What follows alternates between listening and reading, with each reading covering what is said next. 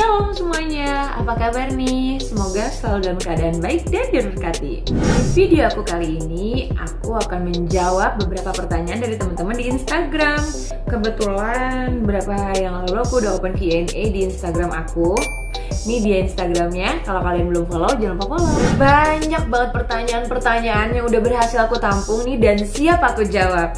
Jadi kalian wajib nonton video ini sampai selesai. Dan jangan lupa subscribe, comment, like, dan share. Ini dia nih pertanyaan-pertanyaan dari teman-teman yang udah ngisi kolom tanggapan di Instagram aku.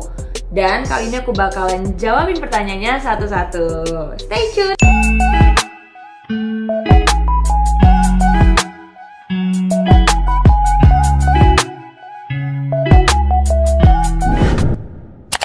Oke guys, tanpa berlama-lama, jadi aku mau langsung jawabin pertanyaan pertama. Itu ada dari novirede.1998. Pertanyaannya adalah, apa yang Kazel buat ketika banyak hujatan? Apa ya? Kalau aku sih sekarang gini ya, karena memang dari awal sudah kuputuskan, sudah kupersiapkan, memang jadi pengikut Kristus itu tidak mudah dan memang harus siap pikul salib lah kalau kata orang-orang nih. Jadi harus siap disiksa, dihujat, dicudahi, dikutuk, dihina, pokoknya segala macam yang gak enak itu tuh kita harus siap. Jadi gimana apa yang aku perbuat ketika aku banyak hujatan, ya sudah. Apa ya, patokannya film yang aku tonton deh gitu ya. The Passion of the Christ itu ada di situ. Yesus bilang, Bapa ampunilah mereka sebab mereka tidak tahu apa yang mereka lakukan. Jadi ya benar gitu loh. Kenapa bilang begitu? Kenapa aku bilang sebab mereka tidak tahu apa yang mereka lakukan? Karena gini, kita beda pemahaman dengan orang yang gak suka sama aku gitu ya. Itu beda pemahaman. Aku menganggap gitu kan, aku merasa bahwa kayak ya Tuhan Yesus tuh sebegini kerennya, mengagumkan lah apa segala macam. Tapi bagi mereka yang tidak percaya akan Tuhan Yesus, ya memang tidak akan berpikir sedemikian gitu loh. Jadi mereka menghujat atau apa ya, karena kita beda paham, bener-bener beda paham, dan itu nggak bisa disatuin. Aku nggak bisa maksa mereka gitu loh. Lo harus tahu kalau Tuhan Yesus tuh begini gitu. Lo nggak bisa gitu kan. Dan mereka juga nggak bisa maksa aku untuk membawa lagi aku gitu ya. Ibaratnya sadar Tuhan Yesus sebenarnya gini. Lo tuh harusnya begini. Itu nggak bisa gitu loh. Karena otak kita kepisah, beda-beda ya kan. Isi kepala aku, isi kepala kamu gitu. Itu beda gitu. Dan apa yang kita anggap benar, apa yang kamu anggap benar, itu memang beda gitu loh. Mungkin ada yang sama, tapi tidak semua orang bisa kita samaratakan gitu loh. Pemikirannya harus sama dengan kita, perlakuannya harus sesuai dengan yang kita pikirkan, yang kita mau, tuh nggak bisa gitu loh. Jadi nggak bisa dipaksain dan perdebatan itu percuma. Jadi aku lebih memilih untuk diam. Bukan berarti aku nggak punya daya untuk membalas ya atau melawan gitu loh, tapi ya Tuhan aku ngajarin kasih gitu, jadi ya udah kita mengasihi aja gitu. Cuman ya udah biarin, nggak apa-apa, iyain aja lah gitu loh guys. Next, pertanyaan kedua itu ada dari Wirorantax 7. Wirorantax 7 nih nanya gini nih. Kayaknya kakak karena punya cowok Kristen ya, makanya dikabarkan mau pindah keyakinan. Ini tuh pertanyaan tuh sering banget aku dapetin gitu ya. Beberapa kali aku up konten tentang rohani itu pasti gini, cowoknya Kristen ya.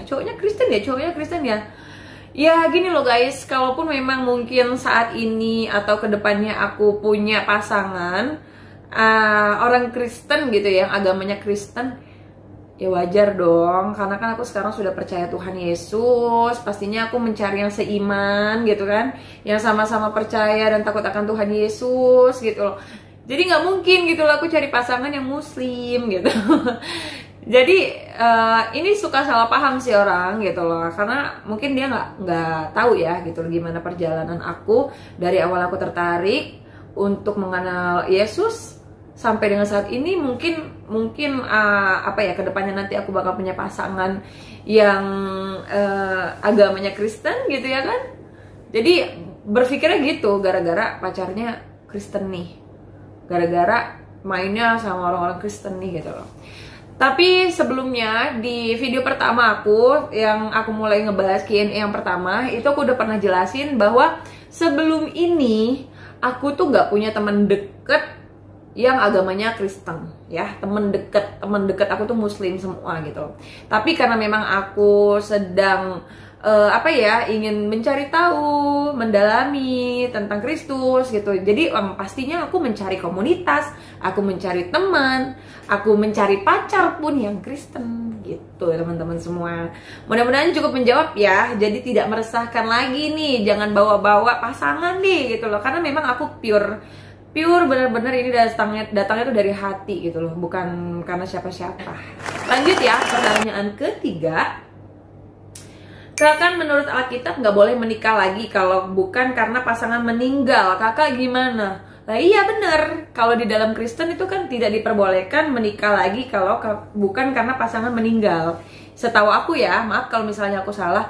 Tapi kalau misalnya gini, kalian pasti tahu status aku kan janda gitu ya. Jadi kalau dibilang, kan lo udah pernah nikah, masa lo nikah lagi? Tapi ini beda gitu loh. Maksudku gini, pernikahanku yang sebelumnya itu kan dalam Islam gitu ya, ada ijab kabul gitu. Nah kalau misalnya next aku menikah itu kan beda gitu loh di agama yang lain. Jadi nggak apa-apa kan?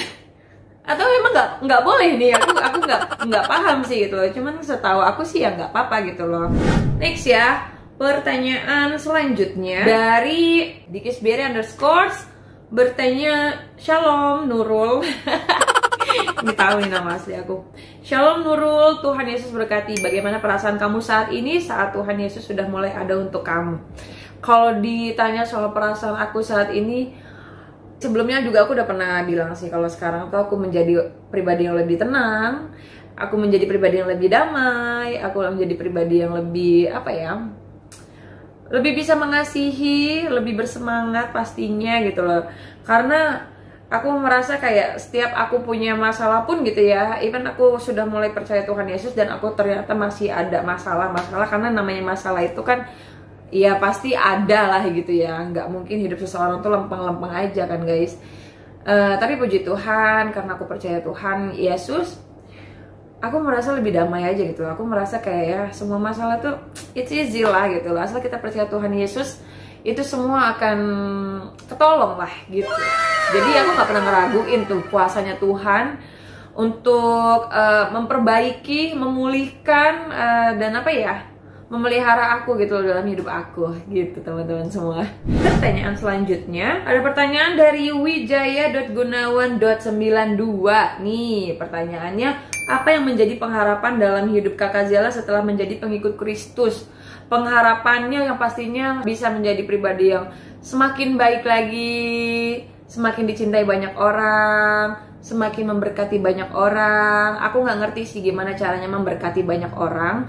Yang jelas aku berusaha untuk bisa memberikan yang menurut aku baik aja untuk orang lihat, untuk orang terima gitu loh. Jadi kalau misalnya pengharapannya sih ya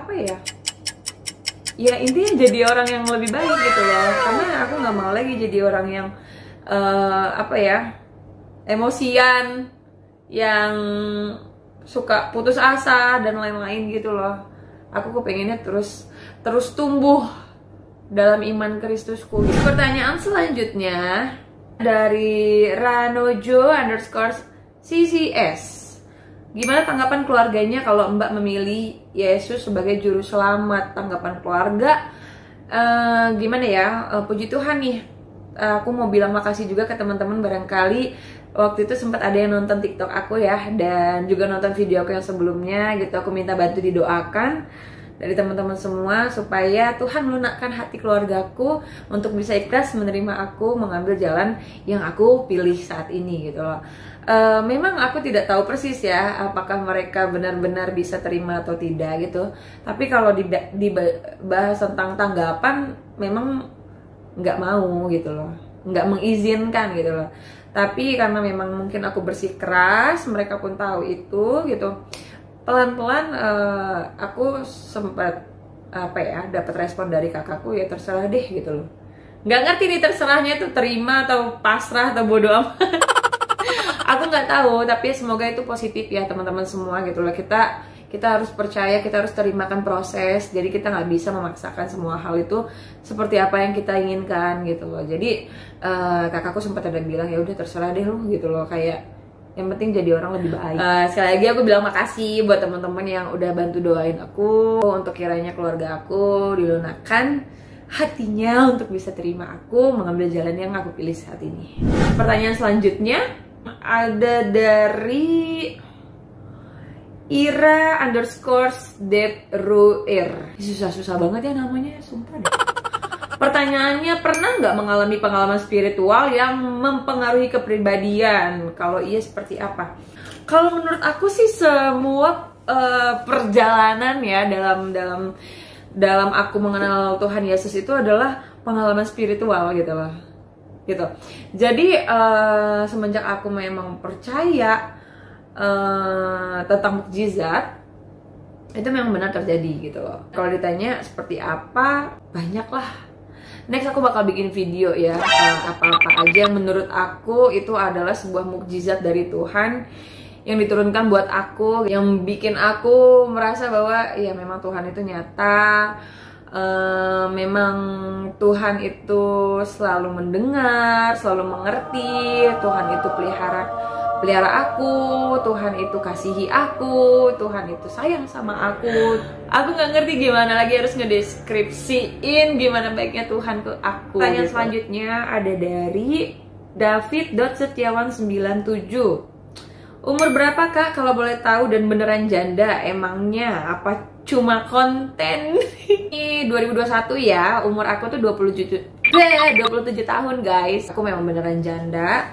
Aku menikah tahun 2008 itu bulan Desember, dan aku sudah tidak serumah itu 2019 bulan Juni. Tapi aku resmi putusan pengadilan itu 2020 bulan Oktober apa September ya?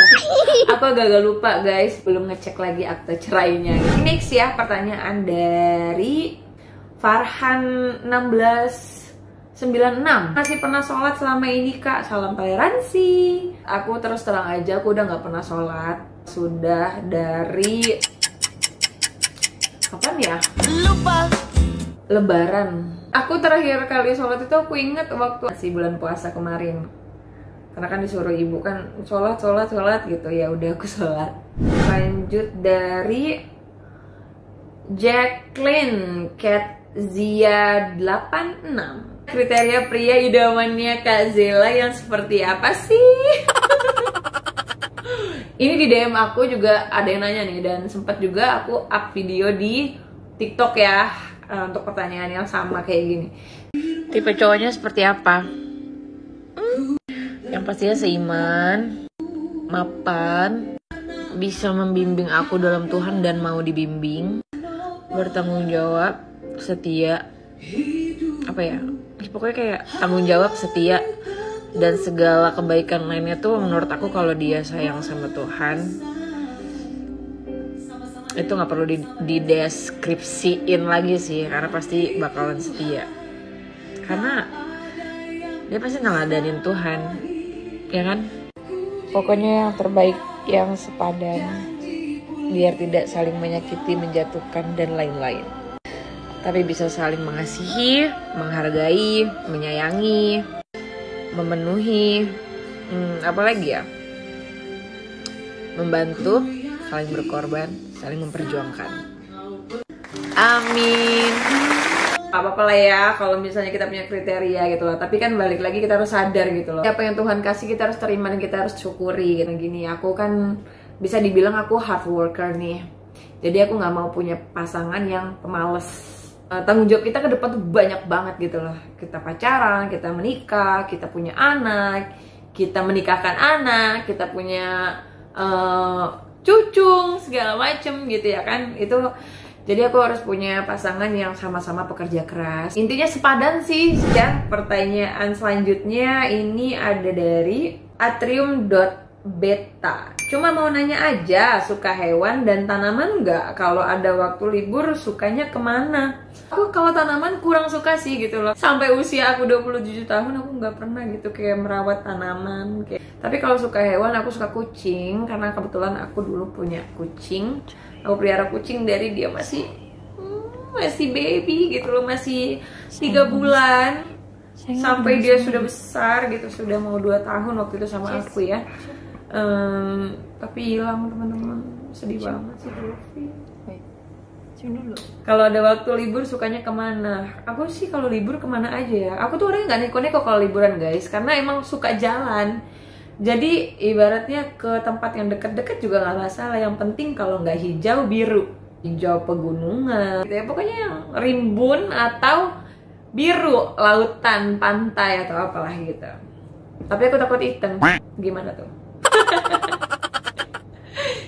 Soalnya aku dulu hitam guys, dan mutihinnya tuh susah.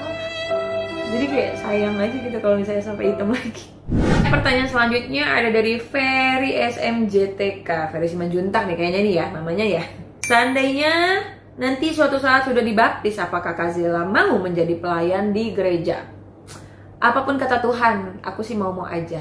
Yang penting itu memang dasarnya itu memang kemauan dari hatiku, dan itu memang yang Tuhan inginkan. Karena nih jujur aja ya guys, banyak banget orang tuh yang bilang kayak gini, aku pengen banget suatu saat bisa lihat Zela tuh melayani di gereja gitu kan. Ya aku bilang aku nggak mau gitu loh kalau misalnya kayak aku memenuhi panggilan itu atas keinginan teman-teman sekalian gitu. Aku akan memenuhi panggilan itu atas keinginan Tuhan. Jadi silahkan didoakan gitu. Aku sudah berserah gitu. Apapun, mau jadi apapun deh gitu loh, terserah gitu. Lanjut ya guys, ini ada pertanyaan lagi dari Johan Bagaskaran. Kakak kok bisa jadi Kristen karena apa? Apa karena mimpi kah? Atau diajak teman dekat? God bless you kak. Thank you, God bless you too. Sebenarnya aku udah sering banget sharing soal ini sih gitu. Karena tenang, karena damai, karena aku merasakan sukacita, karena aku merasakan kasih, karena aku menjadi pribadi yang lebih baik gitu ya kan. Apa karena mimpi kah? Aku nggak ngerti sih ya teman-teman, ini dinamakan mimpi atau enggak. Tapi aku dulu jujur aja aku pernah cerita ke sahabat aku. Setelah pasca aku pernah bilang sama dia gitu kan, gue kayaknya mimpi ketemu Tuhan Yesus deh, kayak gitu. Terus temanku tanya, demi apa lo sis? Mimpi gimana? Jadi gini, aku cerita sedikit. Aku nggak ngerti kalian teman-teman ngerti ini seperti apa. Sehari sebelum Jumat Agung, sebelum aku nonton film Passion of the Christ atau Christ, maaf ya bahasa Inggris aku nggak baik. Jadi aku pernah merasa di dalam mimpi aku tuh aku ketemu sosok Tuhan Yesus. Yang aku lihat itu cahaya terang, ada Tuhan Yesus di situ. Dia senyum ke aku, dan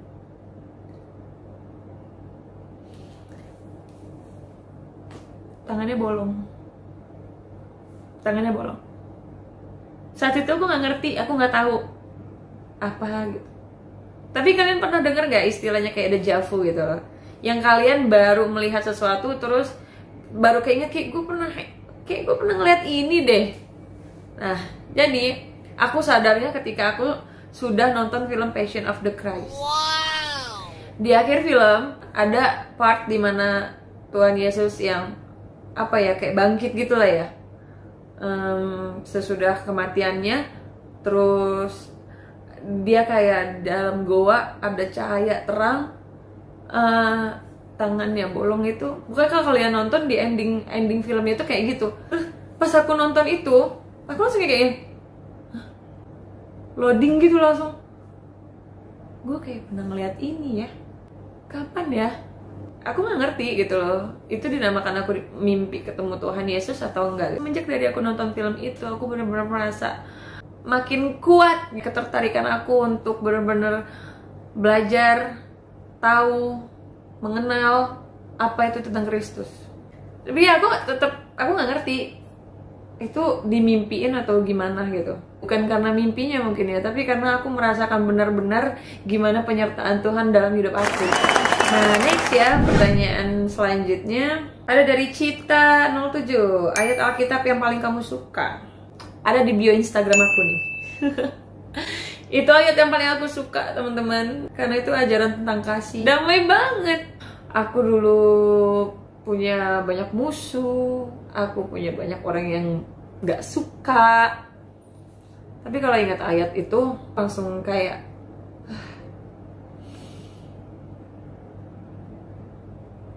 apa ya, damai banget kalau kita udah bisa mengasihi. Next ya, pertanyaan selanjutnya. Namanya ribet. NBN Herman Mata. Ini pertanyaannya, bagaimana cara kakak untuk mencintai Tuhan Yesus lebih sungguh? Terima kasih kakak cantik. Untuk mencintai Tuhan Yesus dengan sungguh-sungguh, ya kita harus meneladani apa yang Tuhan ajarkan. Menurut aku sih gitu. Bener gak? Next ya, ada pertanyaan dari dul.bendul. Kelahiran tahun berapa dan asli mana? Nah tadi aku udah bilang ya, aku usianya 27 tahun. Jadi sebenarnya aku kelahirannya tahun 94. Aku lahir besar di Bandar Lampung. Suku aku bukan suku Lampung. Bapakku Ciomas, ibuku Anyer. Itu Banten ya, saya Sunda Serang gitu ya. Next, Kak sudah dipermandikan belum? Hah? Permandikan itu apa? Baptis ya maksudnya ya? Aku belum dibaptis sampai saat ini karena aku merasa aku harus belajar dulu, belajar untuk lebih mengenal Alkitab, untuk tahu tentang sejarah-sejarahnya gitu loh. Jadi aku nggak miskin ilmu ketika aku memang sudah resmi dibaptis. Seenggaknya aku punya gambaran gitu loh. Seenggaknya aku ada pengetahuan, punya wawasan gitu loh. Aku saat ini tuh masih belajar dan belum dibaptis, tapi doain ya, aku punya target sih, mudah-mudahan tahun ini sudah bisa dibaptis dan tahun ini bisa jadi Natal pertama buat aku. Next pertanyaan dari psikopat say. Ih, namanya kenapa sih nyeremin banget. Ini ada pertanyaan, dah punya anak kak? Barusan aku lihat TikToknya capek menjanda. Kebetulan aku belum punya anak ya, jadi karena kemarin juga aku nikah tuh 6 bulan. Tinggal sama-samanya itu 6 bulan ya. Tapi kalau misalnya resmi sampai ke pengadilan, putusan pengadilan itu memang ya setahun lebih. Tahan-tahan ya, biar kayaknya nggak cepet-cepet banget gitu pas waktu ngajukan gugatan. Tapi aku belum punya anak ya, belum punya anak. Seperti perawan ting-ting gak sih? Saya masih ting-ting. Next, pertanyaan selanjutnya nih. Kak, menurut kakak kasih itu seperti apa? Kasih itu adalah ikhlas. Jadi kasih itu ya udah terima apa yang dikehendaki. Pertanyaan selanjutnya dari Randy_y.p. Lagu rohani Kristen apa yang pertama kali menyentuh hatimu, Dek? Bapak kau setia, itu yang pertama kali sih.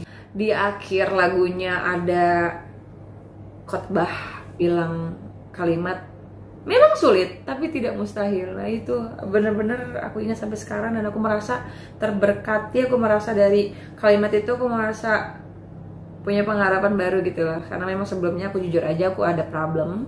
Dan puji Tuhan, aku percaya kalimat itu, aku percaya Tuhan Yesus. Tuhan layakkan aku, Tuhan bantu aku sampai saat ini. Pertanyaan selanjutnya, ini pertanyaan paling banyak guys. Udah punya pacar? Lupa.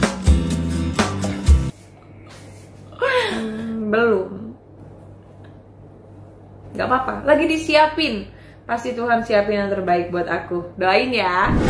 Selanjutnya ada pertanyaan dari Vina Oktaviani.23. Halo, apa masih bisa tanya? Kak, buku-buku tentang Kristus apa saja yang kakak punya? Saya seperti Kak Zela. Wow.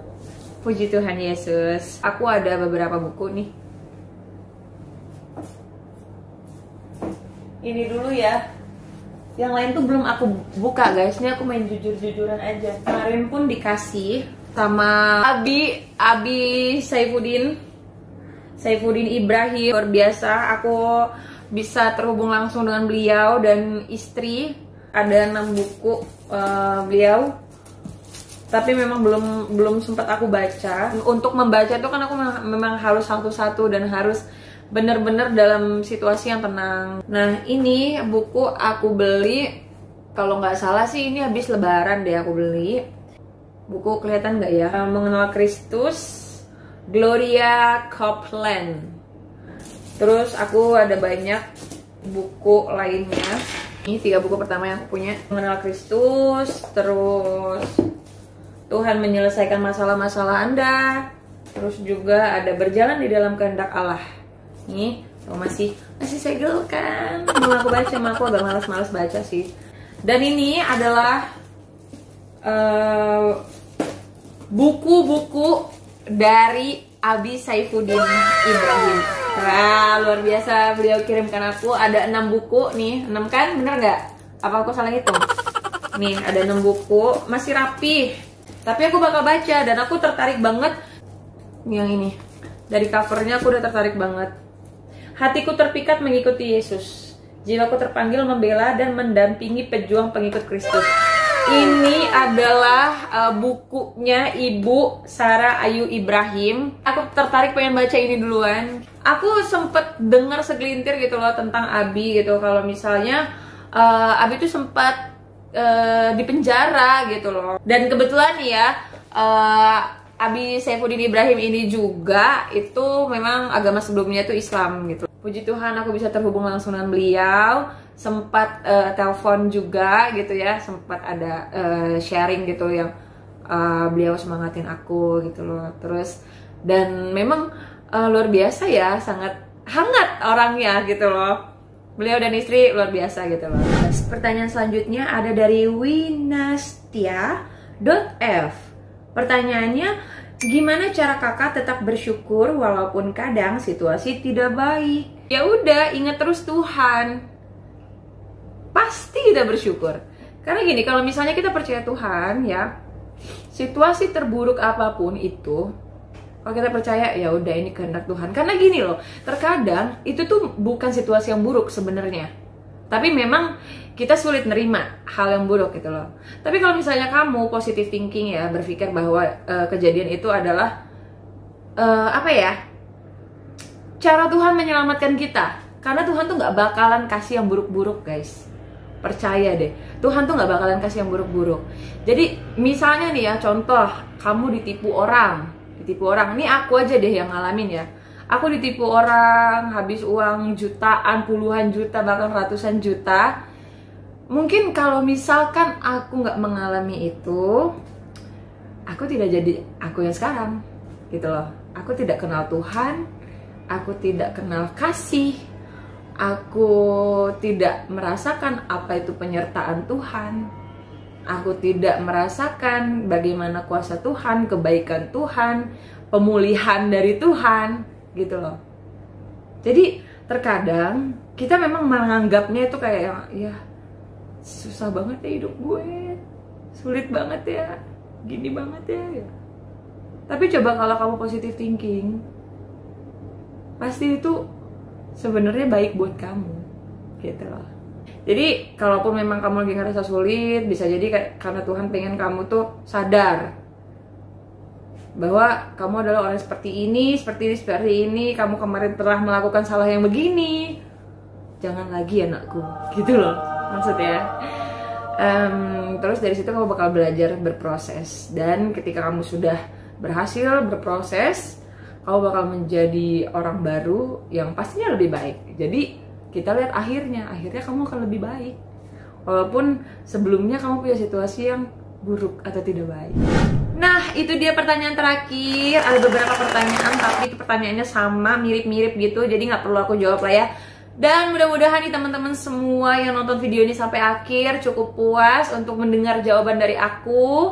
Maafin kalau misalnya Zela ada salah-salah kata, atau mungkin ada perkataan yang menyinggung lah ya. Aku minta maaf banget, Zela cuma manusia biasa. Tapi terima kasih untuk teman-teman semua yang sudah mengerti, sudah benar-benar mau nyimak, dengerin sampai video ini selesai. Jangan mau ingetin satu hal, jangan bosan-bosan jadi orang baik, jangan bosan-bosan tabur kasih, jangan bosan-bosan mengampuni, jangan bosan-bosan juga memaafkan apapun itu, kesalahan yang mungkin sulit buat kita terima, tapi kita harus maafkan ya, karena kita harus ingat ajaran kasih dari Tuhan kita. Itu harus jadi teladan buat kehidupan kita. Terima kasih sekali lagi teman-teman semua sudah nonton sampai akhir. Jangan lupa di subscribe, like, komen, dan share video ini kalau kalian suka. Komen kalian sangat membantu untuk kedepannya Zela bisa kasih yang lebih baik lagi. Saling mendoakan dalam kasih cinta kita dalam nama Yesus Kristus. Semoga kita menjadi pribadi yang lebih baik lagi. Shalom, Tuhan Yesus memberkati. Bye-bye.